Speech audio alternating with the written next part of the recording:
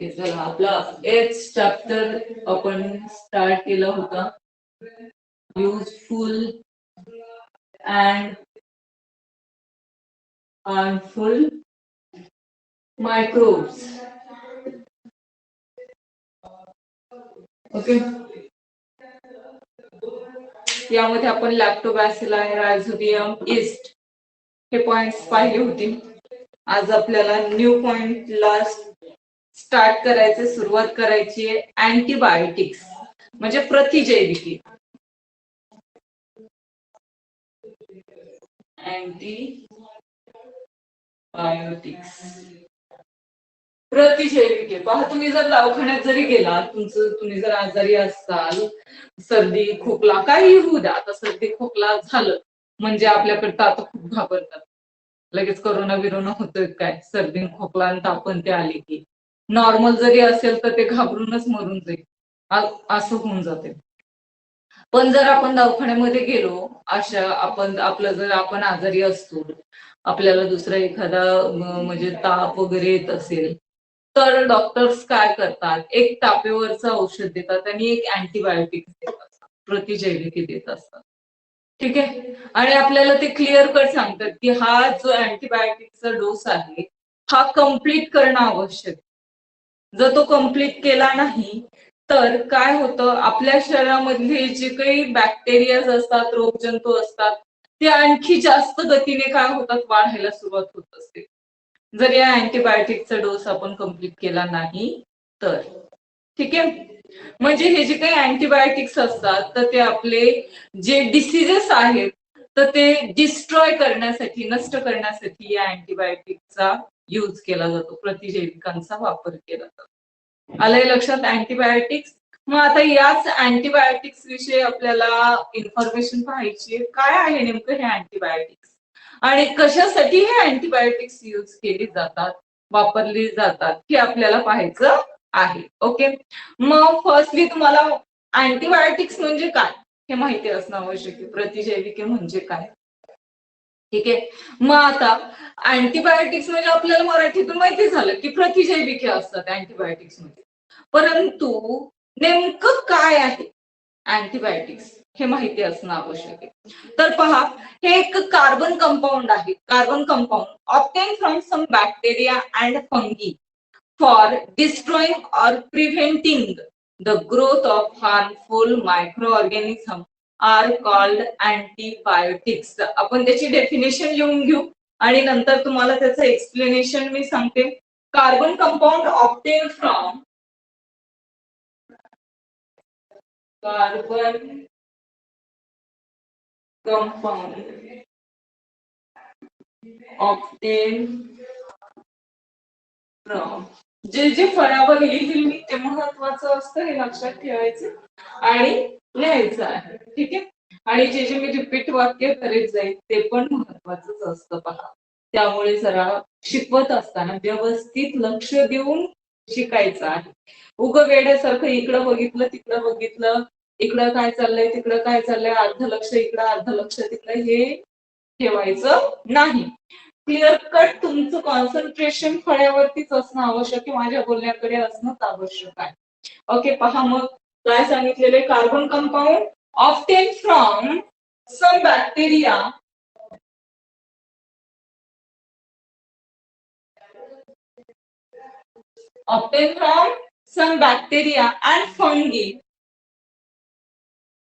and fungi काय destroy करण्यासाठी रे, for destroying or preventing, for destroying or preventing, destroying or preventing the growth of harmful microorganisms, preventing the growth of harmful microorganisms.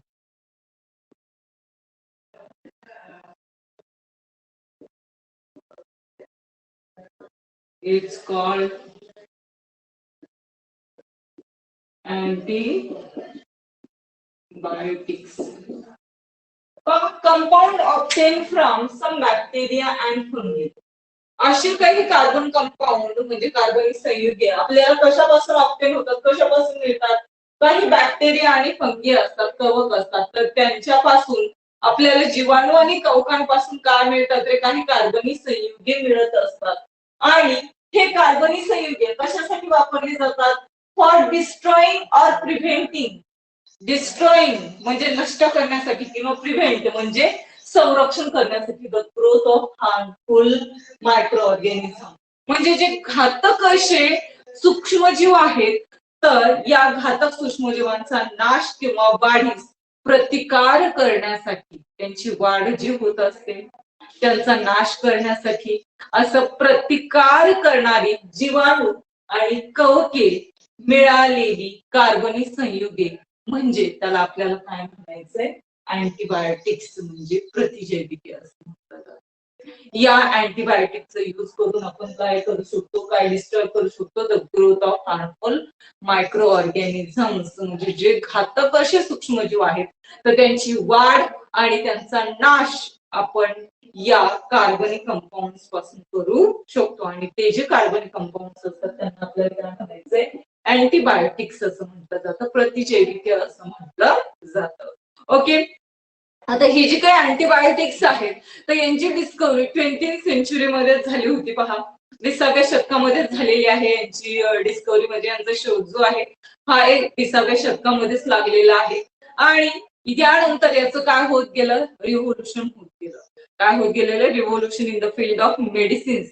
म्हणजे जे औषधाचं जग आहे किंवा औषध विज्ञान आहे, औषधोपचारामध्ये या अँटीबायोटिकची काय होत गेलेली आहे? रिव्होल्युशन म्हणजे क्रांती होत गेली. आपण म्हणतो ना हरित क्रांती, श्वेत क्रांती वगैरे, म्हणजे त्यामध्ये जास्त सुधारणा होत गेलेल्या आहेत. तर अशा प्रकारे काय झाली, या अँटीबायोटिकची सुद्धा मेडिसिन्स मध्ये, औषधोपचारामध्ये काय झालं? रिव्होल्युशन म्हणजे क्रांती होत गेलेली आहे. इरफान पहा, या अँटीबायोटिक्समुळे काय झालं? सम डिसीजेस जसं की tuberculosis has almost completely inoculated from some countries.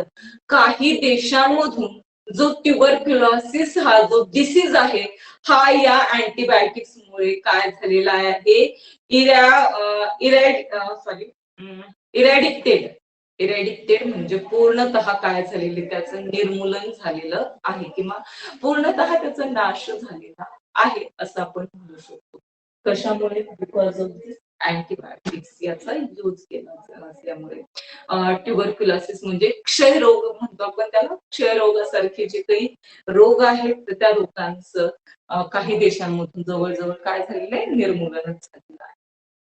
Then पहा, जे काही अँटीबायोटिक्स असतात, त्या अँटीबायोटिक्स कशा विरुद्ध काम करतात असतात, म्हणजे त्यांचा यूज कशासाठी केला जातो हे माहिती असणं आवश्यक आहे. तर antibiotics mainly act against, antibiotics acts against, कशाच्या विरुद्ध काम करतं हे? Act against bacteria,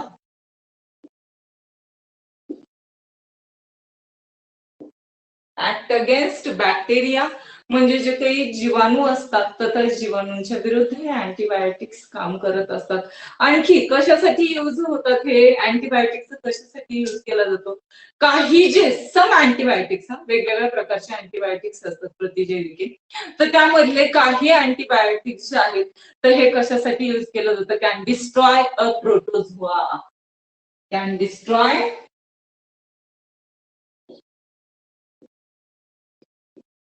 protozoa. Protozoa म्हणजे आदिजीवांचा नाश करण्यासाठी काही अँटीबायोटिक्सचा म्हणजे प्रतिजैविकांचा वापर केला जातो. देन सम अँटीबायोटिक्स जे असतात are useful against wide variety of bacteria. काही जे बॅक्टेरिया असतात तर ते कशासाठी युजफुल आहेत? युजफुल, युजफुल कशासाठी आहेत रे? अगेन्स्ट वाईड, काय करण्यासाठी? Wide varieties of bacteria.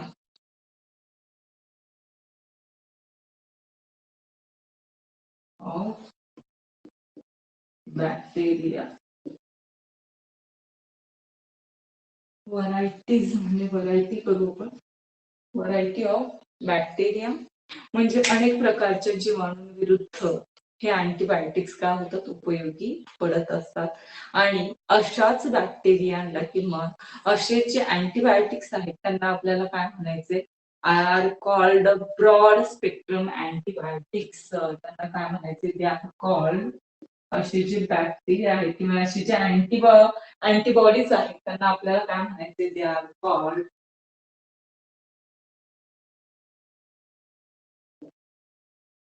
Broad spectrum antibiotics. ज्या अँटीबायोटिक्सचा यूज कशासाठी केला जातो, अगेन्स्ट बॅक्टेरिया, बॅक्टेरियाच्या विरुद्ध. काही bacteria, some bacteria can destroy protozoa. काही बॅक्टेरिया जे काही अँटीबायोटिक्स आहेत त्यांचा प्रोटोझोआ आदी जीव नष्ट करण्यासाठी वापर केला जातो. तर पहा, काही जे काही सम अँटीबायोटिक्स असतात तर त्यांचा यूज कशासाठी केला जातो, ते useful against a wide variety of bacteria. म्हणजे विविध प्रकारचे जीवाणू आहेत तर त्यांच्या विरुद्ध काय केला जातो, या अँटीबायोटिक्सचा यूज केला जातो. आणि त्याच अँटीबायोटिक्सला काय म्हटलं जातं, ब्रॉड स्पेक्ट्रम अँटीबायोटिक्स. काय म्हटलं जातं, ब्रॉड स्पेक्ट्रम अँटीबायोटिक्स म्हणजे विस्तृत क्षेत्र प्रतिजैविके असं म्हटलं जातं. फॉर एक्झाम्पल, याचे एक्झाम्पल्स आहेत पहा, अँपिसिलिन, त्यानंतर दुसरं आहे अमोक्झिसिलिन, ट्रायसायक्लिन.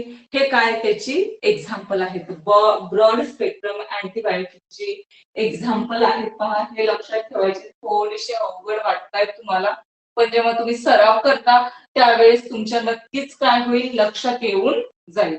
पहा, फर्स्ट काय याचे एक्झाम्पल आपल्याला काय सांगता येईल, अँपिसिलिन.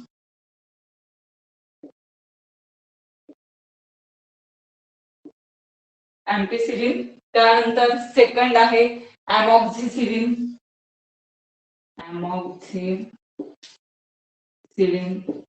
नेक्स्ट आहे टेट्रासायक्लिन.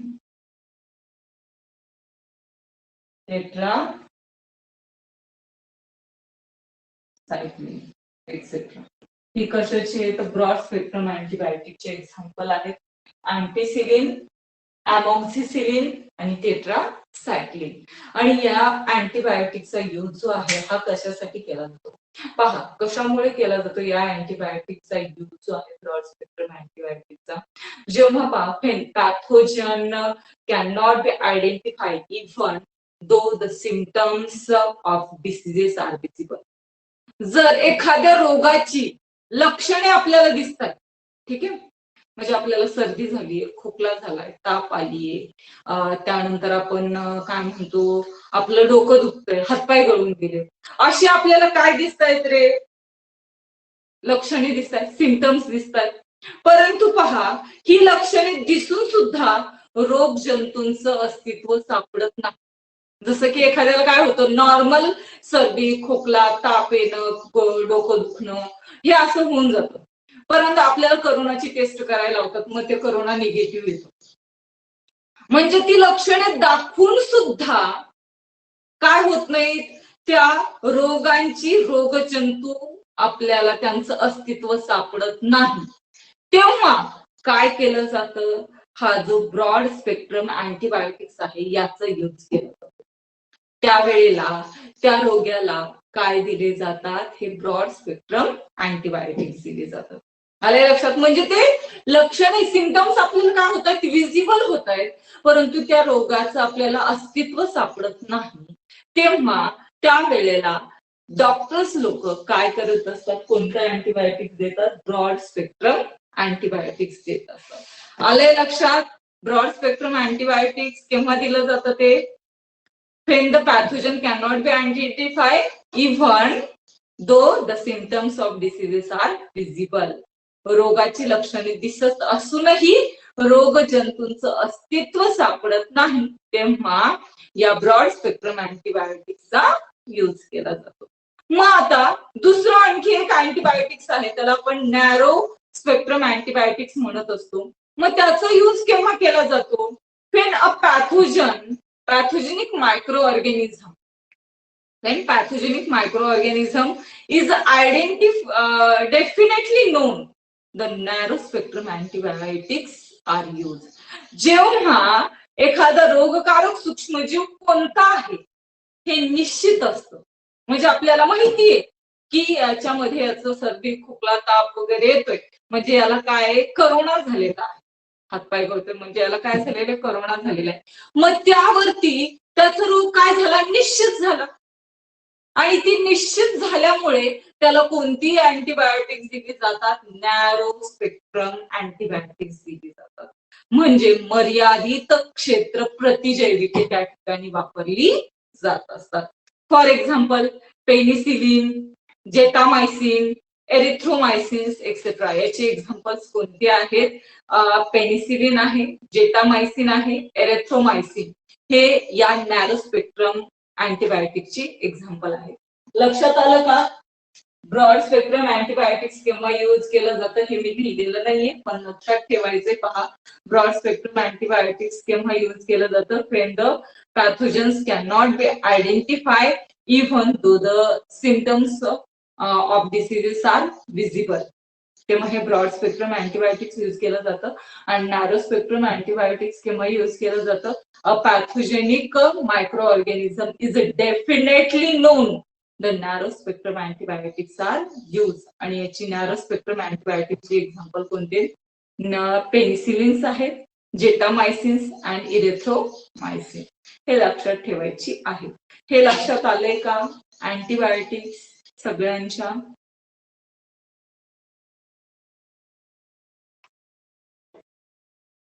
आवाज येतोय का माझा?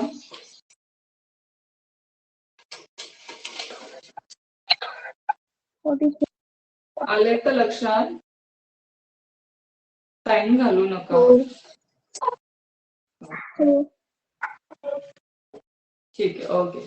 चला, मग हे जे काही आपल्याला आपण पाहिलं अँटीबॉडीजचे, अँटीबायोटिक्सचे 2 टाइप्स आपण पाहिले. टाइप्सच म्हणू आपण त्याला अँटीबायोटिक्सचे. ब्रॉड स्पेक्ट्रम अँटीबायोटिक्स आणि नॅरो स्पेक्ट्रम अँटीबायोटिक्स पाहिले. आता जे नॅरो स्पेक्ट्रम अँटीबायोटिक्स मध्ये म्हणजे निश्चित असं असणारा जो डिसीज असतो त्यावरती आपण नॅरो स्पेक्ट्रम अँटीबायोटिक्स यूज करतो. मग त्याचं एक्झाम्पल आपण पेनिसिलिन पाहिलं होतं. तर या पेनिसिलिन अँटीबायोटिक्स आपल्याला काय करायचंय, थोडस इन्फॉर्मेशन पाहायची आहे. ओके, पेनिसिलिन नेक्स्ट आहे. पहा, पेनिसिलिन अँटीबायोटिक्स मध्येच आहे ते पुसून घेऊ आपण.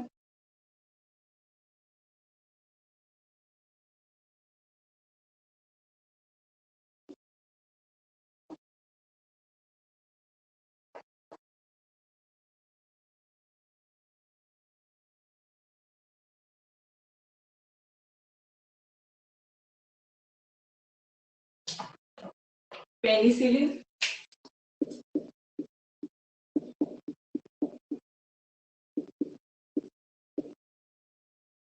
पेनिसिलिन हे एक अँटीबायोटिक्सच आहे. पहा, penicillin is a group of antibiotics obtain from fungus. हा एक काय आहे? पेनिसिलिन हा एक काय? ग्रुप ऑफ अँटीबायोटिक्स म्हणजे प्रतिजैविकाचा गट आहे. आणि हा कशापासून ऑब्टेन केला जातो? फंगस पासून. कशापासून? फंगस म्हणजे कवकांपासून मिळवला जातो. आले लक्षात? पेनिसिलिन हा काय? Penicillin is the group of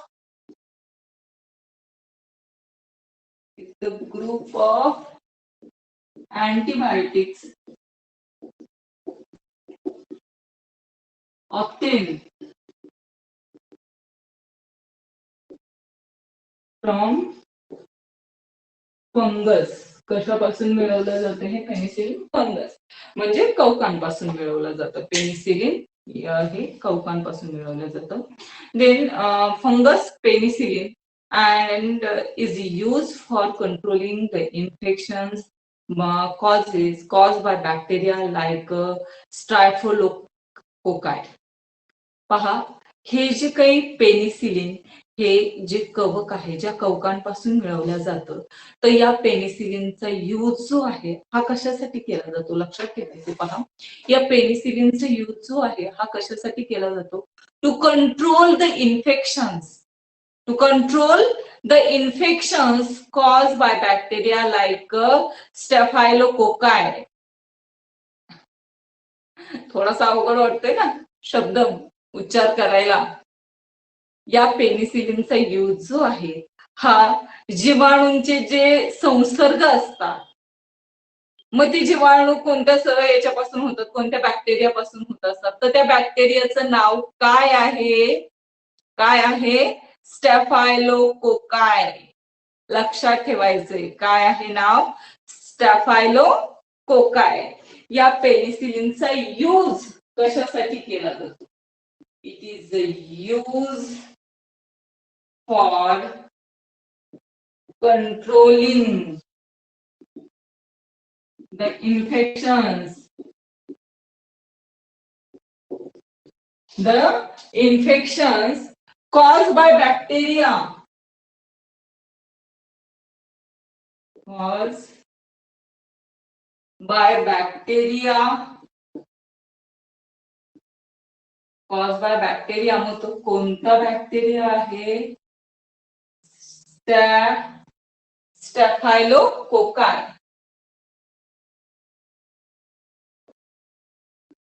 कोकाय, स्टॅफायलोकोकाय बरोबर आहे का, स्टॅफायलोकोकाय.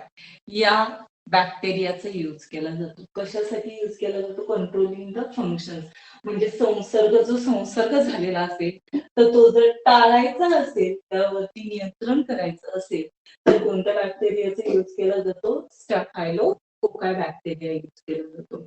Clostridia, staphylococci etc. These medicines containing penicillin are useful to treat certain bacterial infections of the nose, ear, throat and skin, as well as diseases like pneumonia and scarlet fever. पहा, हे जे काही आपण medicines म्हणजे penicillin युक्त औषधे हे उपयुक्त तर आहेत, परंतु जीवाणू यावर जे उपचार करण्यासाठी, जीवाणूंवरती जर उपचार करायचा असेल तर पहा काय सांगितलेलं आहे तुम्हाला, मेडिसिन्स क्लॉस्ट्रिडिया आणि staphylococci. Medicines containing penicillins are useful to treat certain bacterial infection of nose, throat, skin as well as diseases like pneumonia and scarlet fever. जर आपल्याला कशाचे इन्फेक्शन झालेलं असेल, नाकाचं, कानाचं, थ्रोट घसा, स्किन त्वचेचं, किंवा like pneumonia, scarlet fever. Pneumonia सगळ्यांना माहितीये, स्कारलेट फेवर लोहितांग ज्वर असं म्हणतो आपण त्याला, म्हणजे मुरलेला असा ताप असतो, तर तो ताप आपल्याला येत असेल तर त्यावरती आपण या पेनिसिलिन युक्त औषधाचा वापर करत असतो. आलंय लक्षात, या पेनिसिलिन युक्त काय करतो, औषधांचा आपण त्यासाठी वापर केला जातो. मग याची कॉजेस काय आहेत, या पेनिसिलिनची कॉजेस काय सांगितलेले पहा, antibiotics should be taken only when prescribed bye a doctor. सूचना काय काय करायचंय तुम्हाला, अँटीबायोटिक्स हे प्रतिजैविके नेहमी डॉक्टरांच्या सल्ल्याने घ्यायचे, स्वतःच्या मनाने कारभार करायचा नाही की हा मला माहितीये मला हे झालेलं आहे आणि यावरती हे अँटीबायोटिक्स देतात, मग मी जाणार मेडिकल मधून ते अँटीबायोटिक्स घेऊन येणार, असं स्वतःच्या मनाने कारभार करायचा नाही. अगोदर डॉक्टरांकडे जायचंय, डॉक्टर जे आपल्याला अँटीबायोटिक्स देतील तर त्या अँटीबायोटिक्सचा यूज आपल्याला तो डिसीज दूर करण्यासाठी वापर करायचा आहे. म्हणजेच antibiotics should be taken only when prescribed by a doctors. लक्षात ठेवा. Second, don't purchase any antibiotic from medical stores without prescription from a doctor. औषधाच्या दुकानातून डॉक्टरांच्या चिठ्ठीशिवाय कोणतंही प्रतिजैविक मागू नका. डॉक्टरांनी जर सल्ला दिलेला नसेल, डॉक्टरांची जर चिठ्ठी नसेल तुमच्याकडे, तर तुम्ही मनाने मेडिकलमध्ये जाऊन एखादं अँटीबायोटिक्स आणायचं नाही. त्याचे वेगवेगळे घातक असे परिणाम होऊ शकतात आपल्या शरीरावरती. Third, don't use antibiotics on your own to treat common diseases like a throat infection, common cold and influenza. जर तुमचा घसा दुखत असेल, तुम्हाला सर्दी खोकला झालेला असेल किंवा इन्फ्लुएन्झा झालेला असेल, तर स्वतःहून प्रतिजैविके घेऊ नका. डॉक्टरांचा सल्ला घेऊनच ती प्रतिजैविके घ्यायची आहे. Even if you feel well before completing the prescribed course of antibiotics, you must continue and complete it. जर तुमचं डोस पूर्ण होण्याच्या आधीच तुम्हाला बरं वाटलं तरी प्रतिजैविकांचं जे नेमून दिलेला डोस आहे हा पूर्ण करणं आवश्यक आहे. तो पूर्णच करायचा आहे. प्रतिजैविकाचा डोस जर राहिलेला एका दिवसाचा आणि तुम्हाला आदल्या दिवशीच बरं वाटायला लागलेलं आहे, मग नको हे नको औषध घ्यायला, आता काही गरज नाही, मला बरं वाटतंय, असं करायचं नाही. अँटीबायोटिकचा जो डोस आहे हा पूर्ण करायचा आहे. नाही तर मग आपले जे शरीरातले रोगजंतू असतात हे डबल नंबरने काय होतात, वाढायला सुरुवात होते. मग त्या अँटीबायोटिकचा सुद्धा आपल्या शरीरावरती काही उपयोग परिणाम होत नाही. त्यामुळे हा अँटीबायोटिकचा डोस कम्प्लीट करणं आवश्यक आहे. And then don't suggest to other the antibiotics which are useful to you. तुम्हाला जे अँटीबायोटिक्स तुम्हाला उपयोगी पडलेलं आहे, म्हणजे ज्यामुळे ज्या अँटीबायोटिक्स मुळे तुमचा डिसीज बरा झालेला आहे, ते अँटीबायोटिक्स तू पण घे. तुला तसं होतंय ना, मग तू पण त्या अँटीबायोटिक्स घे, म्हणजे तुला बरं वाटेल. असं कुणालाही काय करायचं नाही, सजेस्ट करायचं नाही, कोणालाही सल्ला द्यायचा नाही. ठीक आहे. नाही तर मग त्यांचंही काय होईल, दुखणं वाढून बसेल, त्यांचाही आजार त्यामुळे वाढून बसेल. असं करायचं नाही, हे लक्षात घ्यायचं आहे. ओके. हे काय आहेत, अँटीबायोटिक्सचे काही कॉजेस आहेत जे की तुम्हाला लक्षात ठेवायची आहे. आलेत लक्षात सगळ्यांच्या?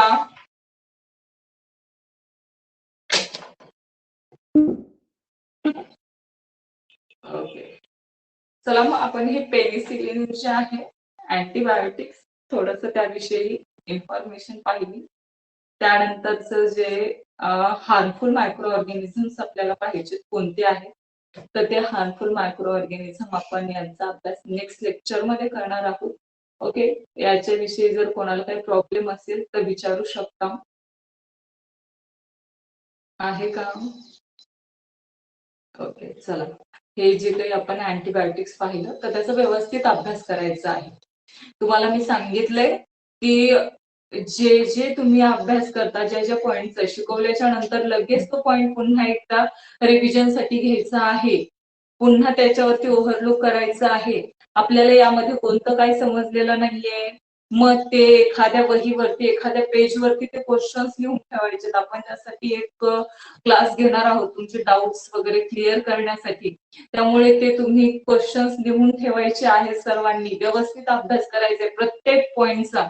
आता जर तुम्ही प्रत्येक पॉइंटचा जर व्यवस्थित ज्या त्या वेळेला अभ्यास केला तर तुम्हाला नंतर तुमच्या मेंदूवरती कोणताही लोड येणार नाही की माझं या विषयाचं राहिले, माझं त्या विषयाचं राहिले, माझा एकच धडा झालाय सायन्सचा, माझा मॅथचा एकच धडा झालाय, आता दुसरं कसं करणार, आता याचं करू का त्याचं करू का त्याचं करू, त्या विषयाचं करू, असं तुम्हाला तुमच्या मेंदूवरती बोधरेशन येऊ शकतं. त्यामुळे ज्या त्या वेळेला काय करणं आवश्यक आहे, ज्या त्या विषयाचा ज्या त्या पॉइंटचा अभ्यास करणं आवश्यक आहे आणि ती कन्सेप्ट तिथंच क्लिअर करणं आवश्यक आहे.